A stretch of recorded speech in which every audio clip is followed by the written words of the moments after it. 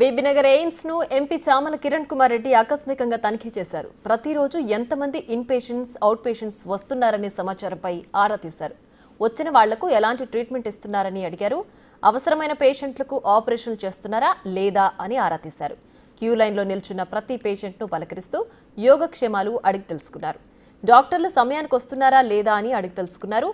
అన్ని ఎక్విప్మెంట్స్ ఉన్నాయా లేదా అని ఎంపీ అడిగారు. ఎయిమ్స్ లో సిబ్బంది నియామకం జరుగుతుందా, జరిగితే ఏ ప్రాతిపదికన జరుగుతుంది, దీన్ని ఏ ఏజెన్సీ నిర్వహిస్తోంది, అందులో స్థానికులకు ఎంతవరకు ప్రాధాన్యత ఇస్తున్నారనే అంశాలను అడిగి తెలుసుకున్నారు.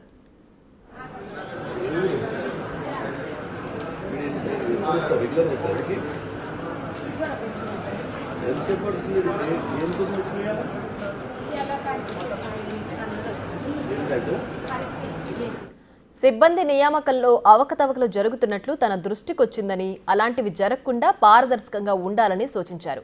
ఎయిమ్స్ పరిధిలో జరుగుతున్న భవన నిర్మాణాలను త్వరితగతిన పూర్తి చేయాలని ఆదేశించారు.